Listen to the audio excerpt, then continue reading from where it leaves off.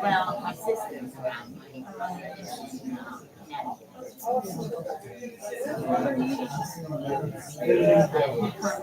when I need last year, came in and stayed with my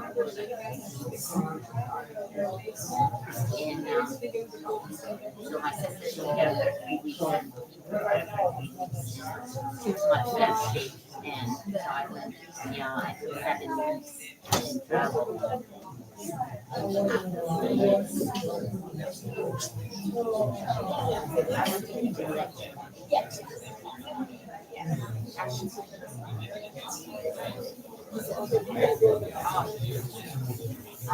I like it.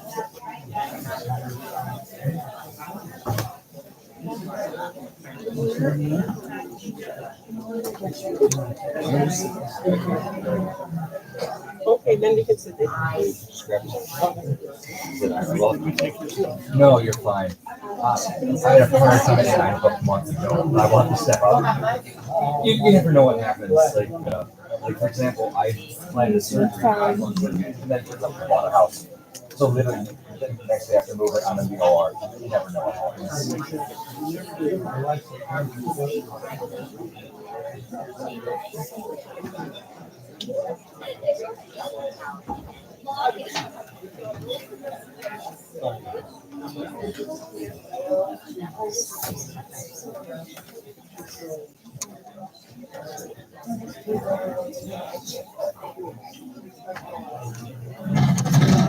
Hi, family and friends. If everyone could please make their way into the chapel space and find a seat. This is a friendly reminder to please turn off your cellular devices or turn them on silent if you have not already done so. Thank you. Thank you. Just step up, right? There you go. So I'll do that, okay? Alexandra, that way.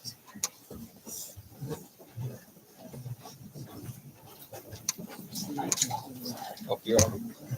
Coming in. Move in more.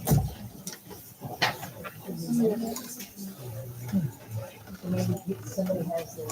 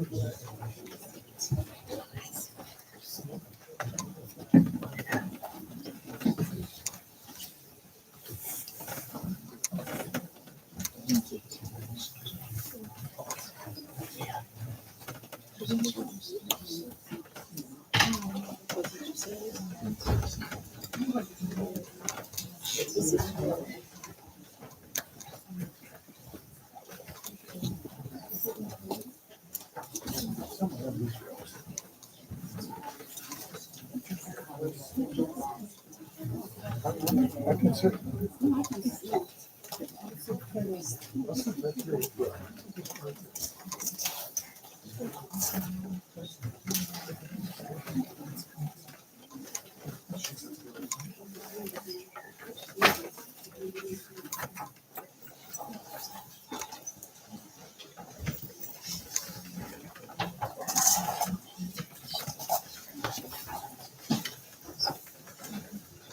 On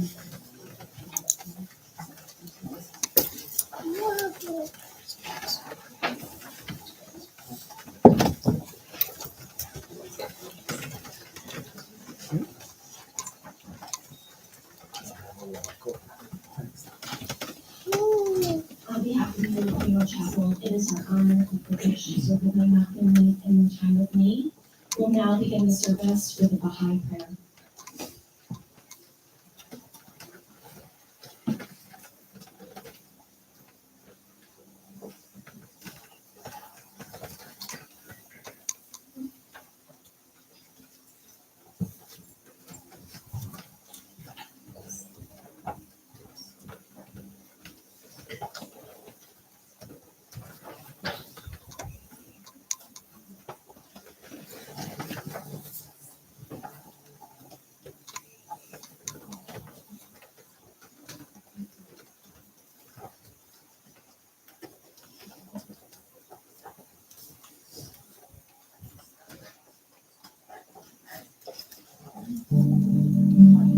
کریم و رحیم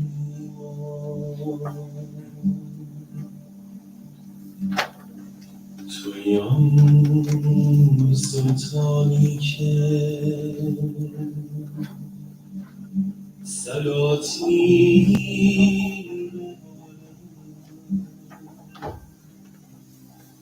نزد اسمی از اسمان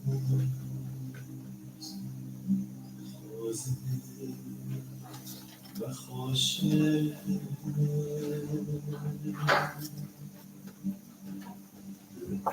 ای کریم کرم عالم را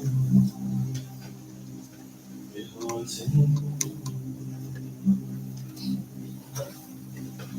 و رحمتت سبقت گرفته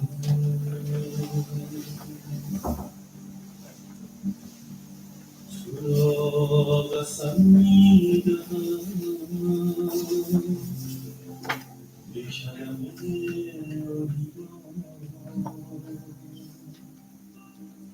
ابتدا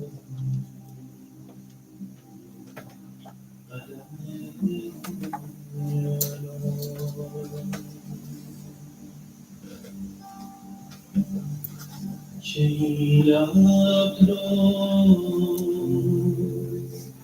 مؤید فرمایی بر آنچه جایب ایام توست ولی اراده وطن علایی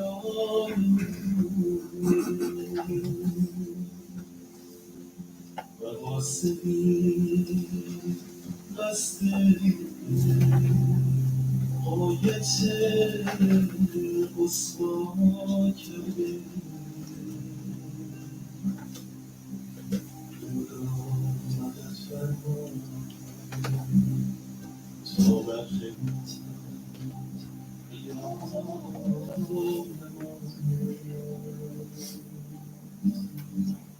و به انتشار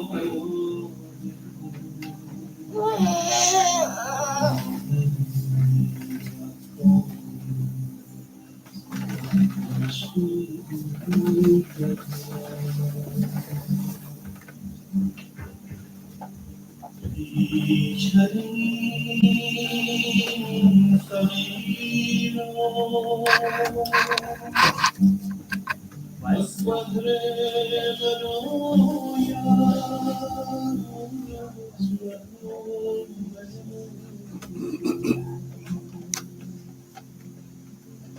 این مسکین را در ظل رحمتت بغل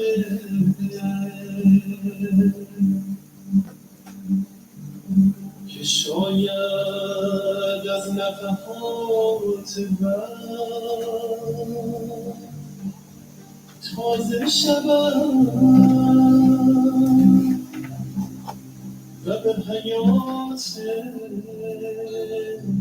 ابدی فائز گردد.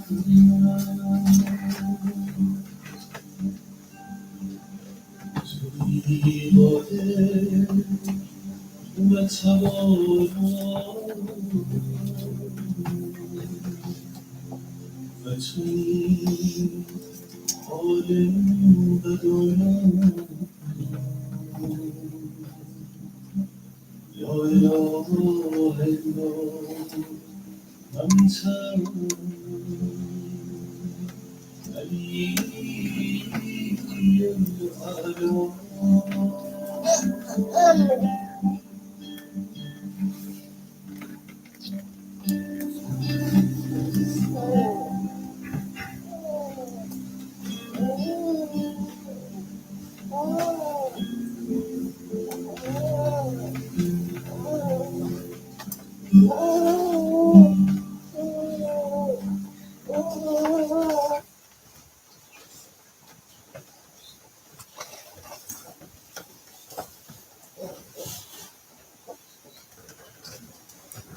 Morning, everybody. I wanted to thank all of you for being here this morning. We appreciate all the support and the love that you've shown us. A special thanks to my family who got up real early this morning and came from Toronto. Thank you for being here. We appreciate it. And it wouldn't be the same if I didn't thank all of you again for everything that you guys have done this past month with my mom in the hospital. We were just inundated with so much love.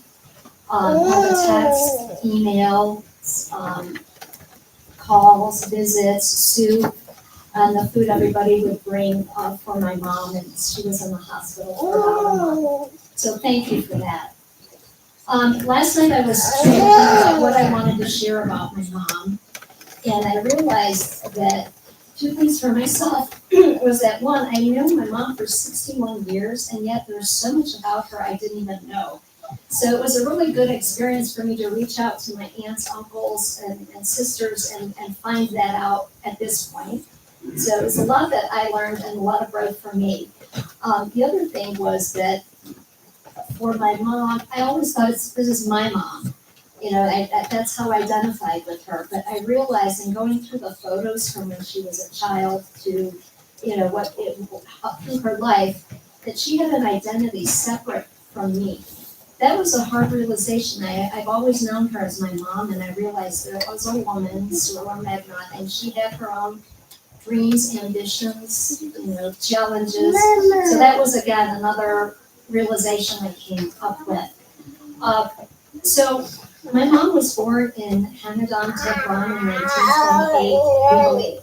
And so what do I mean by we believe? Well, my mom, back then, there was no birth certificate. So traditionally, what families would do that had female children, what they would, you know, increase their age by 1 or 2 years so they could marry them off sooner.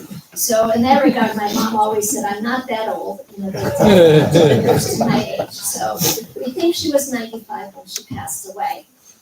Now, she was from a family of 7 children. She's the second in line, the second oldest. And when she was about 9, her family moved from Hamadan to Tehran. And that's where my grandfather, and I understand his business flourished. He was a textile wholesaler and was very good at it. And so my aunts and my mother were always dressed very nicely. This material was not a shortage in their family.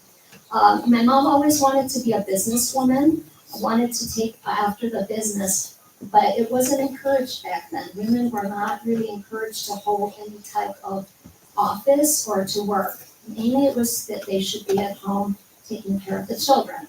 So none of the other children really wanted to follow suit. So my mom was really the only one, but she was kind of discouraged from doing that. She did go on to, after high school, go on to get what we would call a certificate, but it was in homemaking. So you could pick what area you wanted to go into, and my mom went, luckily, thank God, into culinary, which made her a very good cook for us. So that was a wonderful thing. As a child, she loved to play the violin. She took violin lessons, and I think that kind of took on with me and with Quinn as well, my son.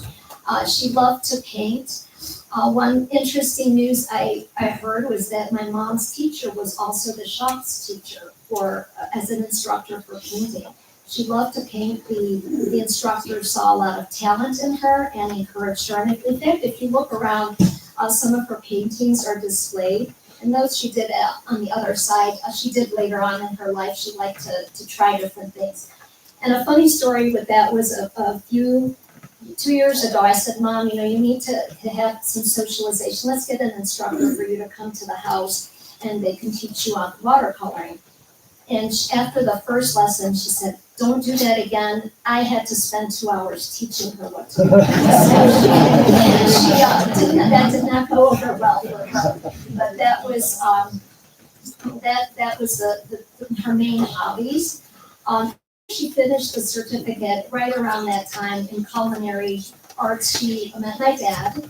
They went out maybe a couple times, and then fell in love, and then got engaged and married within 3 months. Now, that's not too unusual for what was happening back then, because people, would go out a couple times, and they weren't really allowed to date for a long time. And I think my Aunt Becky accompanied, my mom on those very few dates as a chaperone. So I don't even think that was alone. So they dated, and in our Baha'i religion, you can't stay engaged for more than 3 months. So they were engaged and then married within the 3-month time period.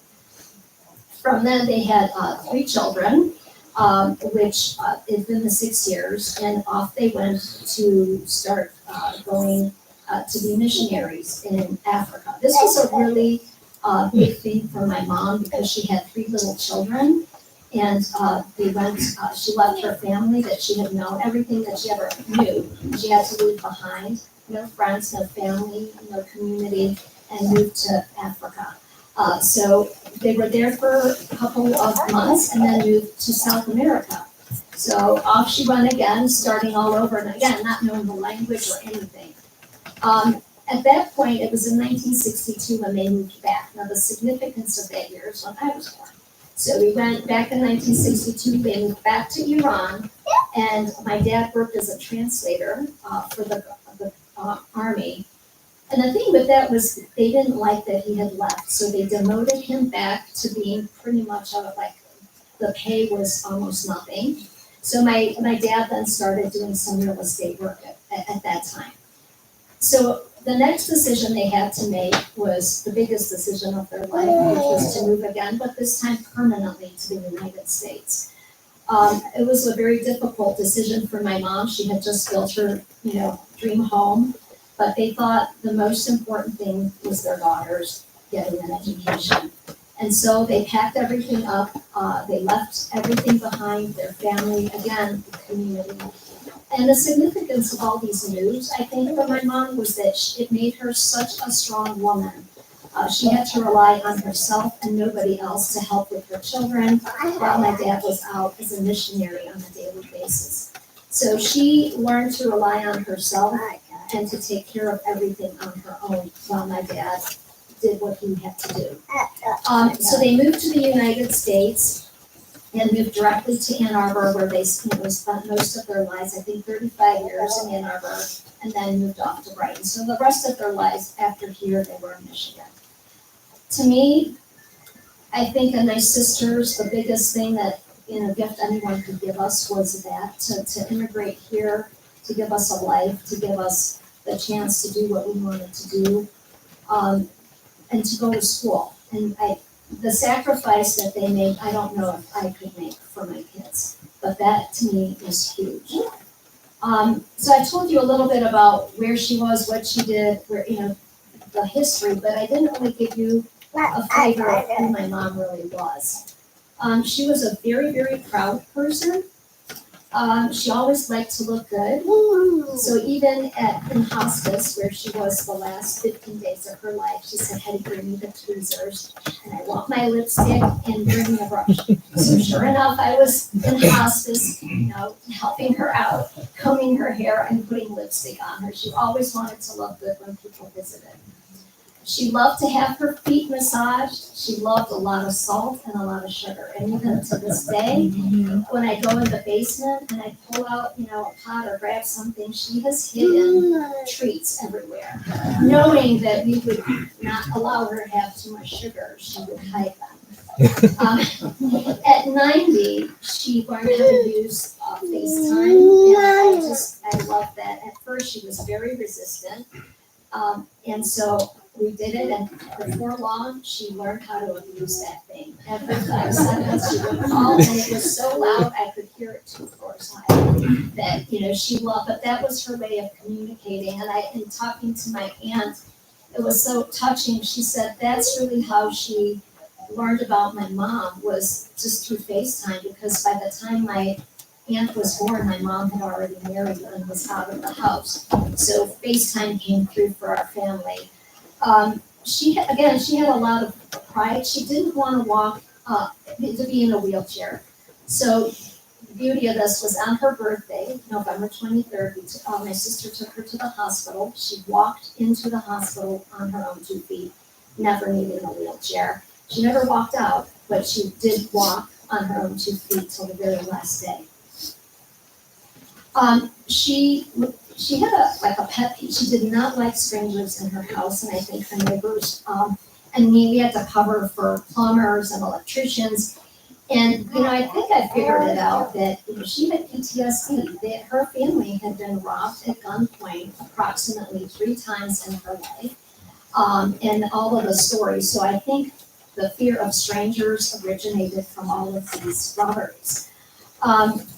My mom was extremely strong-willed, and as an ode to her strong-willed personality, she had gone into hospice, to the hospital on her birthday, and was there for a couple weeks, then to hospice. And 2 days before she passed away, she lost consciousness. And we were there with her, and I noticed her breathing changed, and I said to my cousin, I called her up and I said, I think it's time. Can you please say a chant for Mom? So I grabbed the FaceTime and I put it on her ear, and she listened, and I was about to put it down, and my cousin Azar said, let me say her favorite chant. And so I put it up to her ear, and they say the hearing is the last sense to go. She finished her last word, and my mom took a deep breath and said goodbye. She did and had the will to stay alive till she heard her favorite chant, and then she was ready to let go. And she did it her way. She wanted to hear what she wanted to hear, and she did. So these are kind of like a little background. I know a lot of you know my mom, you've heard her, you've seen her, you said hello, but this kind of gives you a little bit of knowledge of who she was, and what a strong woman and what a sacrificing woman she was for her children. And I want to thank her and my father for everything that they did for us. Thank you.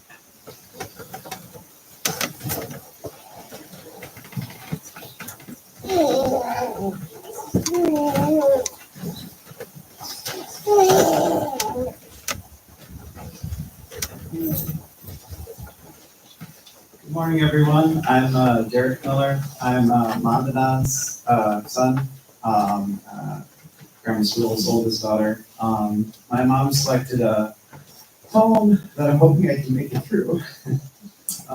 It's by Henry Van Dyke. It's called Compromise. Man, you got me. Why did I have to follow that?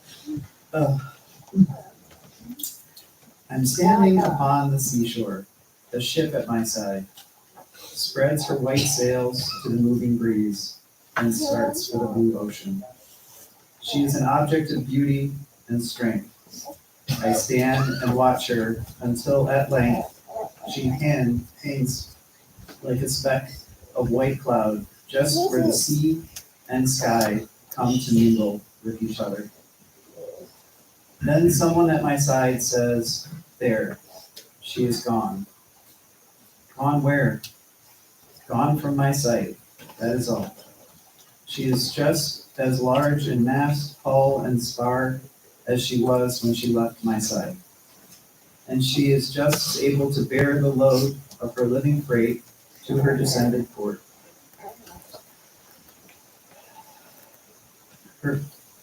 Her diminished size is in me, not in her.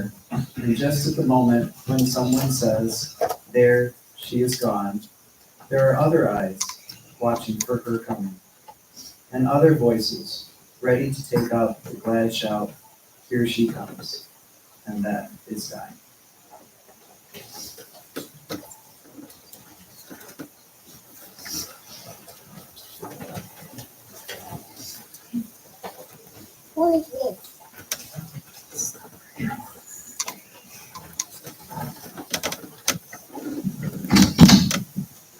This is the Persian prayer for high prayer for the Father.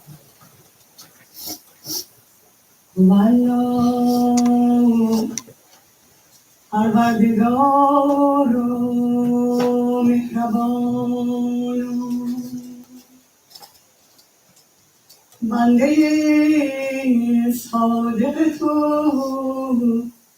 از جهان ناسود بیزار شو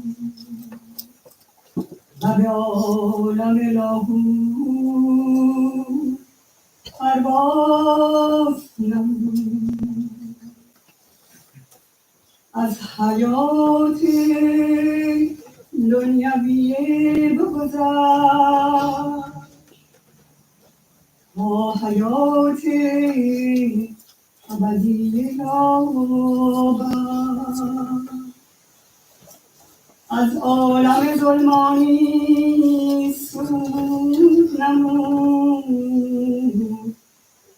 و در عالم روحانی پروردگارا آن مهمان را در ملکوتت عزیز فرما و آن بنده‌ات را در درگاه رحمانیتت قبول کن. آن مرغ را در گلشن آسمانی درآور و آن کشتی را از چشمه آب حیات بشمار. آن چراغ را در انجمن بالا روشن کن. تویی آمرزنده و بخشنده و مهربان.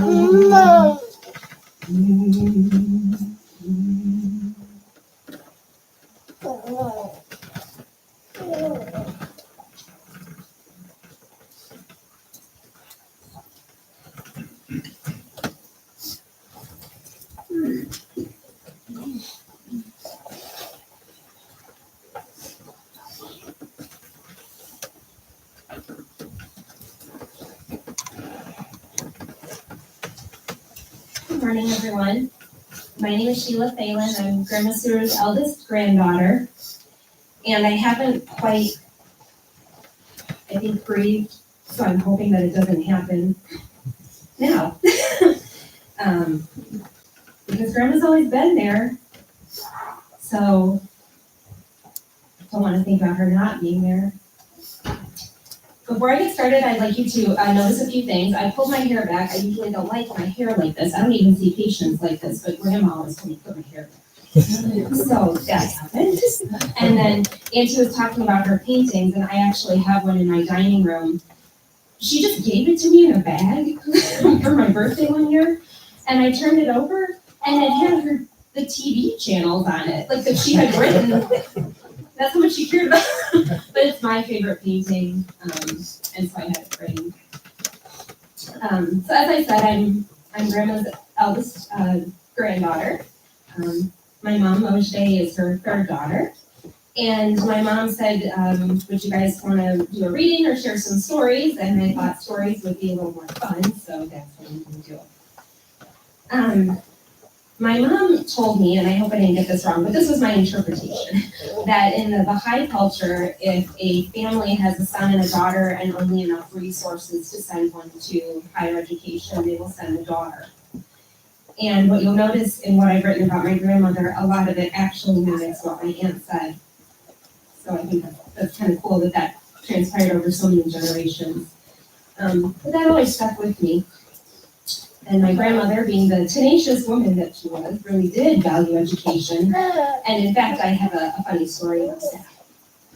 So when I met my husband, who's in the back, I laughed at her first interaction with him. At the time, Tim was a doctor and in his cardiology fellowship, and I was a fourth-year dental student. So his hospital badge said doctor, and mine said student. She cornered him in the kitchen, and she said, well, first of all, she said, I like you more than the other one. And then she said, I think you're a good guy. My granddaughter is doctor, you know. And I looked at my mom, I was like, did she just say that? And I just love that she didn't care what he was. She wanted him to know that I was a doctor, and I was a catch. Right, Tim? Thumbs up. And while we all know my grandmother was the queen of a 30-second phone call, I remember quite a few times in residency, I was alone in Iowa in a very small apartment, and she would give me a jingle, and she would say, are you happy? She always asked me if I was happy. Sometimes I told her no, and she always said to persevere. And after I became a mom, I remember I was in the middle of a patient day, and she just called me, and she called, I picked up, you know. And I just went to my tiny office, and she said, I just wanted to see if you're happy. And I said, I've been better. And she said, well, you're a mom, you're a doctor, you're doing a good job. And the calls weren't long or often, but considering how sparing she was with her praise in some parts of her life, it always made me feel special to see that side of her. And she always called us grandkids sweetie. I don't remember when that started, but that was always kind of like, oh. I remember the parties she would have in her Ann Arbor home. I remember her blue bathroom with the potpourri spray, and it always seemed like such a luxury to have that. I would just go in there and spray that spray. I remember the mothballs in the basement where the rugs were preserved, and I wasn't allowed down there because of the mothballs, which made me want to go down there and smell them. I remember her salt and pepper shakers, those weird plastic pillar things that made it even to her home in Brighton. If we find those, I will put them on my table. I think one was broken, probably the salt one. I remember visiting and there always being yogurt in the refrigerator or in the oven, which I didn't understand that was how you made yogurt, in this Pyrex dish, which I also don't know if she has, but maybe it's just magical and it always has yogurt in it. And speaking of fridge, Grandma always had pannier, which my mom tells me so many times I would sneak a piece on more than one occasion.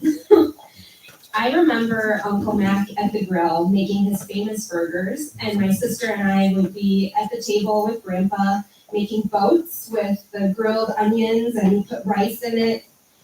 And my dirty little secret is I never really liked rice, except Grandma's.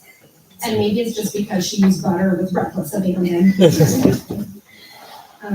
I'll tell you something, as I got older and went away to dental school, the family parties became less frequent and less often.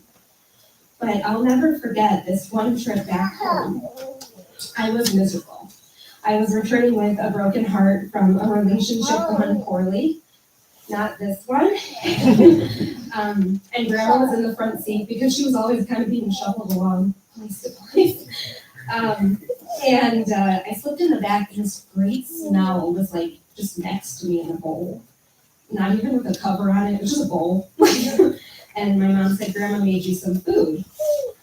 And it wasn't anything I had from her before. It was like celery and chicken and I think some parsley and rice. You know when the rice just kind of stuck to your lips because it had so much oil on it? It was a really humble meal probably, but it was something she probably just threw together, and brought it, but it was amazing. And it was home. And to this day, that was probably one of the best things I've ever eaten.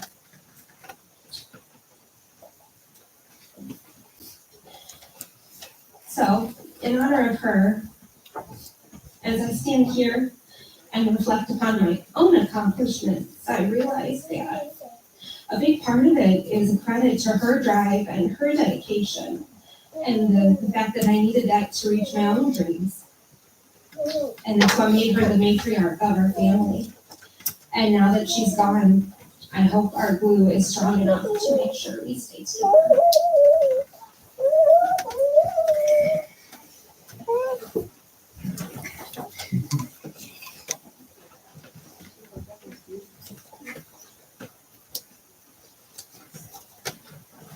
Hi everyone, I'm Layla Gundin. Sorourieh was my grandma. And now concerning the question regarding the soul of man and its survival after death. Know thou of a truth that the soul, after its separation from the body, will continue to progress until it attaineth the presence of God, in a state and condition which neither the revolution of ages and centuries nor the changes and chances of the world can alter. It will endure as long as the kingdom of God, His sovereignty, His dominion and power will endure. It will manifest the signs of God and His attributes, and will reveal His loving kindness and bounty. The movement of my pen is stilled when it attaineth to befittingly describe the loftiness and glory of so exalted a station. The prophets and messengers of God have been sent down for the sole purpose of guiding mankind to the straight path of truth. The purpose underlying their revelation hath been to educate all men, that they may, at the hour of death, ascend in the utmost purity and sanctity and with absolute detachment to the throne of the Most High, the Hawa.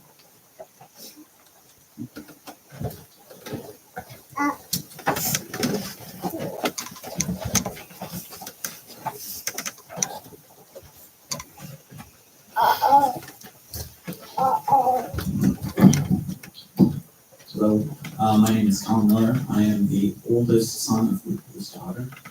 I didn't know how much time I was going to have, and this is rather long, so I will try to go quick.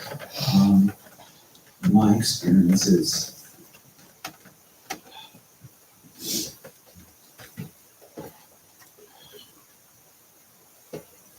My experiences with my grandma that I will be talking about very much reflect on family history and parts of her personality.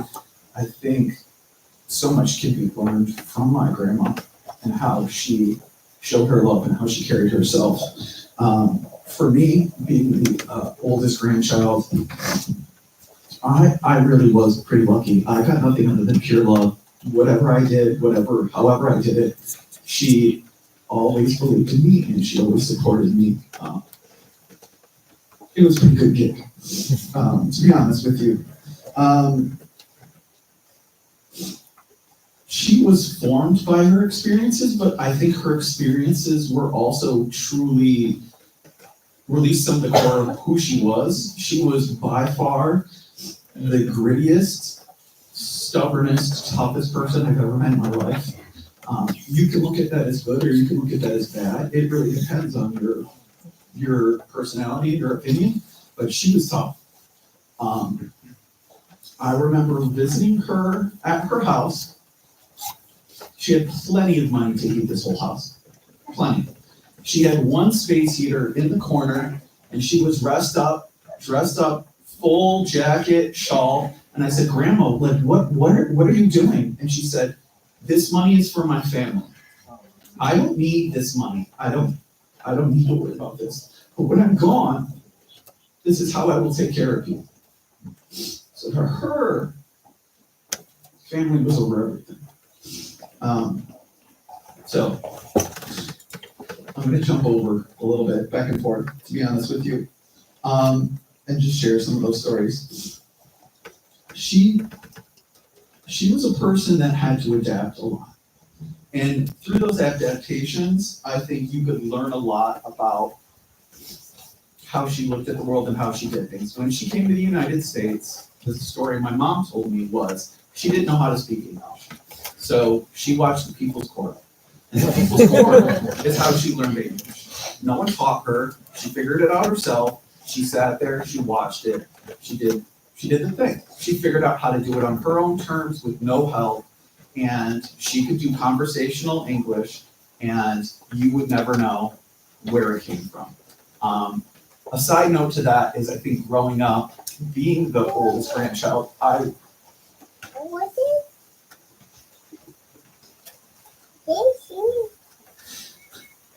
didn't quite understand how kind of fresh off the boat my family was. And so I got this unique experience of being an American kid, but also a Persian kid. So growing up, sitting in my grandma's house with my aunts, I would hear snippets of conversation, and part of the conversation was Persian, and part of the conversation was English, and I could pick little bits and pieces, but trying to understand what they were happening. And Persian is just so like floral to me. It's like a bird, singing. And I would get little bits of that. And then I would get some of the American English. And, that was my relationship with my grandma. I could understand 80 to 90% of what she was talking, but I always knew it was with love. Like everything she said was with love. So, her favorite game as a child with me was Mega Ball. That's what she did. Every time I visited her as a child, we'd sit in the backyard, she'd just start circling on my hand, and she would, sing this to me. And, that was, some of those experiences I had as a kid was this kid sitting down, drinking tea, playing backgammon,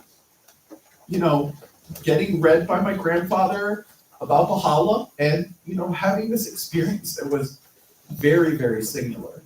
There's not many kids growing up in the 80s with my skin complexion, living in middle America, but also growing up, cleaning his grandparents' rugs on the concrete in the summertime. That's just not an normal experience. And I think as a child, I resented that because I was such an outlier. I did not fit in. I would have food at school and everyone would make fun of it. And I didn't appreciate always what a unique experience I was being given and how amazing that culture I was receiving was. And I think when I look at it now, it was very soft, but they were very much trying to give me history of where my family came from in a place I would probably never get to visit, and with family members I might never get to meet, but that I would understand where we came from. And I would understand the history. And I would continue to give that history to my children and my family so we could understand, that we might be in a different place, but these are your bones. This is where it comes from. These are the things that are important. And so, those are the things I would say I take with me a lot. It's so hard. There's so much. I have like 6 pages and I'm trying not to be whatever about this. But I will also say, to talk about what my Aunt Hetty was talking about, my grandma had just certain characteristics you don't find very much anymore in people. I went to her house because my Aunt Ari couldn't get into her house and was worried. And so we got in and we found her on the floor because she had fallen over and she had lied there for hours. And we were both super worried about her. We were trying to take care of her. And Grandma right away was trying to give us food. She was trying to give us tea. You know, she immediately went into hostess mode. She wanted us to be sure we were okay. I'm like, Grandma, you've been on the floor for 3 hours. She did not care. She cared about us. She cared about her family. She cared about that. Were we okay? And my Aunt Hetty sent me a video, and she said, look, Mom, you fell. You need to not do this, because Grandma wasn't listening to the rules. And Grandma looked at the video after lying on the floor 3 hours and just laughed. She just laughed because she was tough. And she just was like, okay, well, that's really funny. I can't believe that happened to that person, even though that person was hurt. She was tough. She was a really tough person, and I think life had made her tough, but I think her core was just steel. She was just strong. You know, one of those people that, like, didn't matter what's going to happen, didn't matter how it was going to happen, she was going to be there and she was going to get through it. She was a survivor, 100%. The other thing that's interesting, and I think it depends on your relationship with her, is she was business. She was 100% business. My relationship to her was business because, of course, I had taken over the rug business. So there was a part of the family legacy that was embedded in what I was doing. So whenever she would come and visit me at the store, she would tell me whether or not she liked that rug. I don't know how you're getting that price on that. You know, she was very smart and very business savvy. And that I think, you know, is something that isn't always talked about, but is part of the reason my family is where it is. She was very financially responsible, and she when you needed help, she knew it. When I needed to buy a car, my grandma gave me a loan. And every month I wrote her a check, and I think it was a check for like $200, and she financed my first car. She didn't need to do that, but that's how she felt like she could help me and come back. I wouldn't be where I am, I wouldn't have the business I have if it wasn't for my grandma, because she was involved and she had the foresight, and she was thinking about where all of us would be and what all of us would need. And she wasn't thinking about herself. She was thinking about the next generation and the generation after that. She sacrificed a lot so we could have good lives. And I think the last thing I would like to talk about is really family, because in the end, that's what it came down to for her. When we went and we visited her in the hospital for the last time, I said, Grandma, are you okay? Do you hurt? And she said, I'm happy. All of my family is here. And to her, that was really what it was all about. She wanted pictures with everyone. She wanted pictures with everyone, with Quinn specifically. You know, we all rotated. Quinn stayed in every picture. So, you know, we all know our place. You know, how she showed love was through food. And I would say, of all my memories of my grandmother, that's the flashpoint. That's being that ethnic kid growing up. It's one of the first things I wanted to show my wife when she met my family was, I want you to come and see my grandma's kitchen. Because my grandma was love, and her love was food. That's how she showed her love, no matter what was going on, no matter what. There was always food. And there was always more food than you could possibly eat. And my brother and I went home obesely full many, many times, because if you wanted to make grandma proud, you ate everything, and then you ate seconds, and then sometimes you ate some thirds, because that was how she showed love. So to grow up as that kid and to have that food, I will always be chasing those memories, that food, that feeling, sitting in that kitchen, my grandpa doing the dishes, like those memories are burned into my head. So I would say, you know, as far as how I feel, I challenge myself. I would also challenge all of my cousins. Our job is to continue that tradition. Our job is to continue teaching our kids how to be Persian and how to care for your family. And I would say that's my lesson to all of you as well, is family is first, family is everything, and take care of your families. Thank you.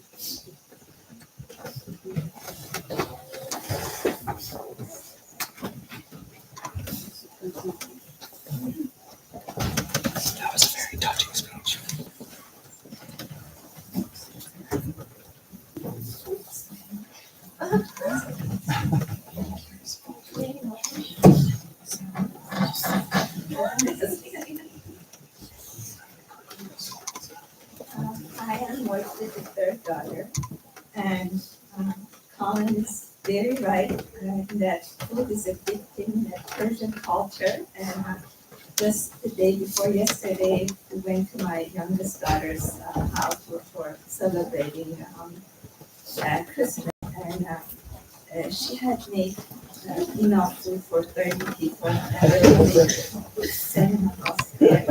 So I think from generation to generation, it's been taught to love people and to invite them for your house. And say a prayer from Baha'u'llah about departed humans. Say, O God, my God, thou hast committed into my hands a trust from thee, and has now, according to good pleasure of thy will, called it back to thyself. It is not for me, who am in maiden of thine, to say, whereas in this to me, or wherefore had it happened to me, as much as thou art glorified in all thy acts, and art to be obeyed in thy decree. Thine handmaid, O my Lord, hath set her hopes on thy grace and bounty. Grant that she may obtain that which will draw her nigh unto thee, and will profit her in every world of thine. Thou art the forgiving, the all-bountiful. There is none other God but thee, ordinary, the ancients of days. Baha'u'llah.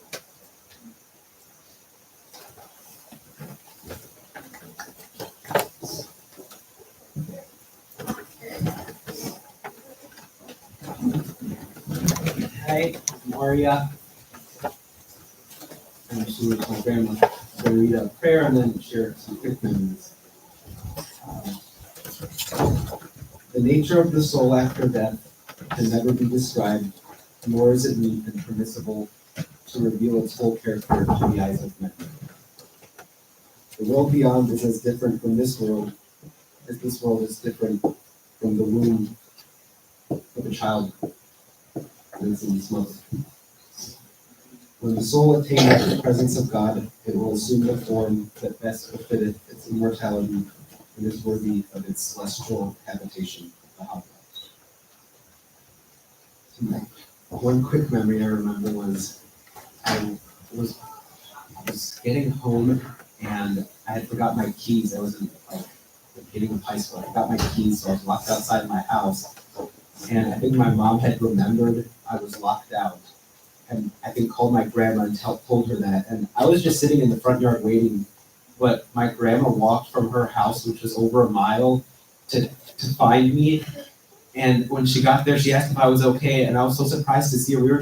I was just sitting in the yard. So we just talked for hours after that. But I remember she walked all that way. She was in her 80s at that point. It was just, I couldn't imagine what was going through her mind the whole time she was walking to find me. And I was just sitting there. But we had a great time. So that was a nice, I remember that. And the other two quick things I remember when Sheila mentioned sweetie. Yeah, my grandma would call us honey. And I remember when she called us honey all the time, and my mom would, after that would happen, she would say, she never called us that. But I guess the grandkids got something special. And the last thing Colin reminded me of was, yeah, I remember if we didn't eat seconds, she would say, you didn't like the food? Yes. And I would always say, no, I loved it, I just can't eat more. But I always had a good time with her, and she always showed so much love too. Thank you.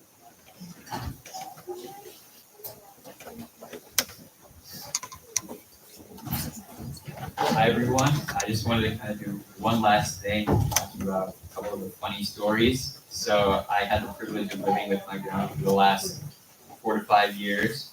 I just wanted to tell a couple of the stories that we have with her. So first is, we always told her to drink a ton of water, and she hated drinking water. So we'd always give her a glass, and we'd walk away and look in the corner of our eyes and see her hiding the water in various places throughout the house. So whether that was in the dog bowl or in the plants or throwing it out in the sink, but telling us that it was a second glass of water. She was very creative.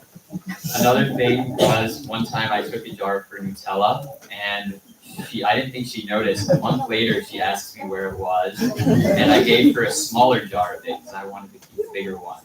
And she said, "This is the wrong size," so I gave her a bigger one, except it had a little bit less in it since I took some out. She's like, "I didn't eat this much." So I had to get her a new one. Another one is she always loved her white chocolate, so every time we would go over there, she'd offer us a chocolate, except say, "Don't take the white ones. I love those ones." And another one is she always used her sleeping pills, and one time she went to the doctors, and I don't think they wanted to give her more, so she said, "Fine, I don't need them anyway. I have them hidden all over my room." And then a few more is, another one is in hospice. She always laughs at the filters on Snapchat, so we would show her photos of herself with filters. And apparently one time she didn't know that it was a filter, and it made her have like a really long nose, a couple inches. And a couple of minutes later, we see her with a blanket covered over her, you see her face, and she said she didn't want anyone to see her big nose. Another one, kind of going back to the food, is every time my dad was eating at her place, or anyone in general, whenever you look away, she'd take this food and put more food on your plate to make you think that you didn't eat all of her food. And then last two is one time she was painting with Lauren, and she really didn't like the painting, even though it looked amazing. So instead of just getting rid of it, she took a knife and stabbed it, and ended up throwing that one out. And then last one is, we had an in-home nurse come, and she didn't want the nurse to come back again, so she said, "Don't worry, we're okay, we don't need you." And she kept pushing her away, but we needed a nurse, and then she finally was like, "I don't want you here, don't come back."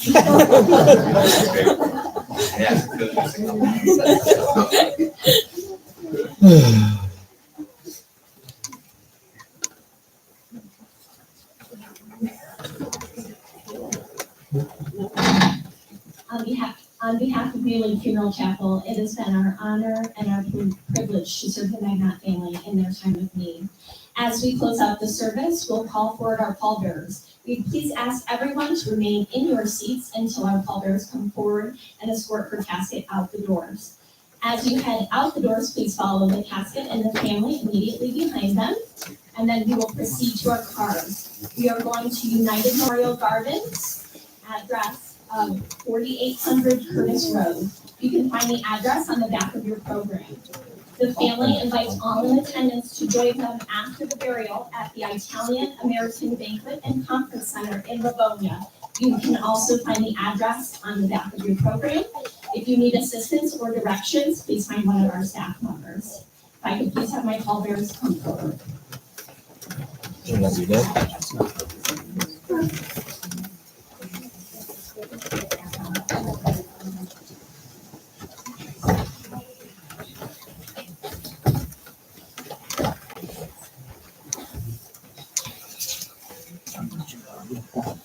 Let's see how many show.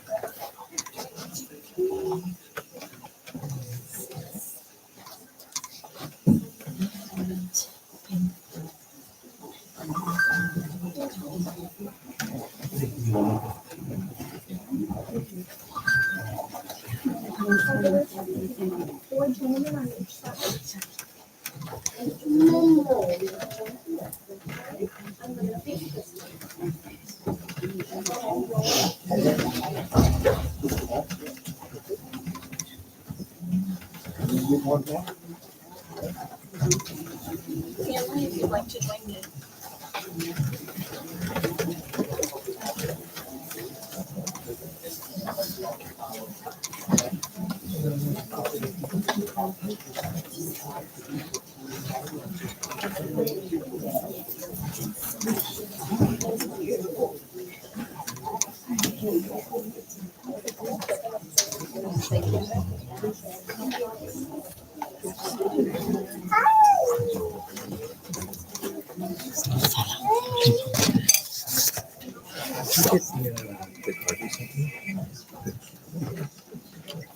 I just wanted to make sure you got it.